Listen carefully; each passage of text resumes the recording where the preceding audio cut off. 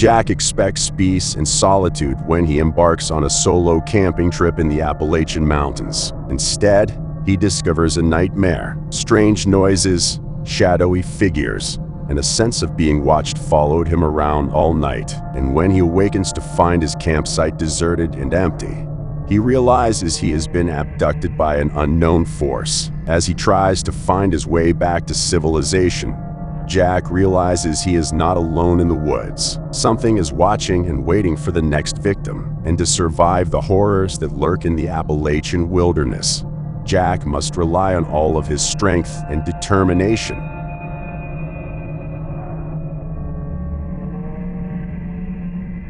For weeks, Jack had been planning this camping trip. He had always enjoyed the great outdoors, and he was looking forward to a few days of solitude in North Carolina's Appalachian Mountains. Jack couldn't help but feel uneasy as he set up his campsite. The surroundings were unusually quiet, and he couldn't shake the feeling that he was being watched. Nonetheless, he tried to push these thoughts to the back of his mind and relax in nature. But as the night progressed, Jack's fear grew stronger. He began to notice shadowy figures moving just beyond the edge of his campfire's light as he heard strange noises coming from the woods around him. Jack refused to leave despite his fear. He told himself it was all in his head, that there was nothing to be afraid of in the woods. But as the hours passed, he couldn't shake the feeling that something was waiting for him in the darkness. A wick snapped right as Jack was about to fall asleep. He sat up, his heart racing, and scanned the woods for the source of the noise. But when he looked around,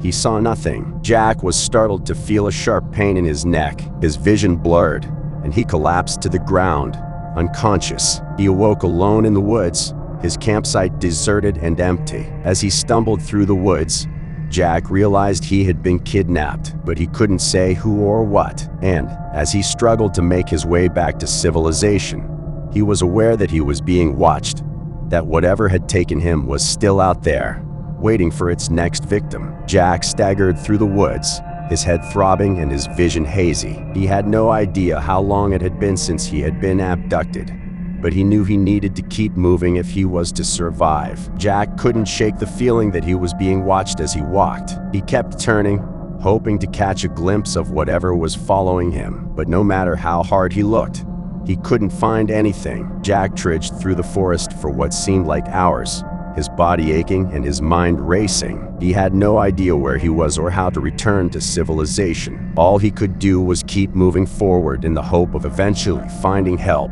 Jack came across a clearing as the sun began to set. An old, dilapidated cabin stood in the center of the clearing. It appeared abandoned and forgotten, but it was a beacon of hope to Jack. He staggered towards the cabin, his legs trembling from exhaustion. He paused as he approached the door. There was no telling what could be found inside, and Jack was terrified of what he might discover. But he knew he couldn't stay out in the open for much longer. He had no choice but to take his chances. Jack pushed the door open and stepped inside, taking a deep breath. The cabin was dark and musty, and it took Jack a moment to adjust his eyes. He exclaimed as they did so. There was a group of people in the center of the room. Their faces were pale and their eyes were wide with fear as they huddled together. And among them was a figure who sent shivers down Jack's spine. It was unlike anything Jack had ever seen before. It was lanky and tall, with long, spindly fingers and bright red eyes. It appeared to be studying the crowd,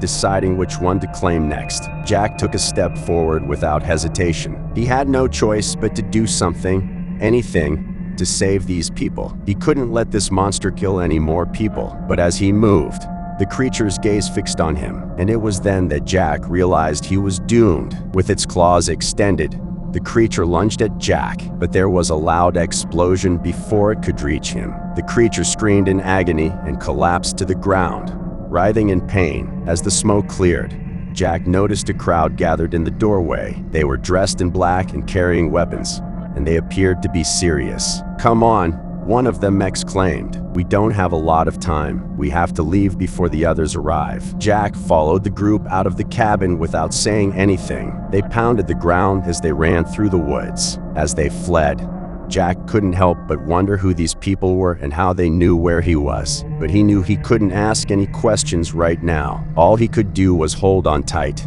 and hoped to make it through the night.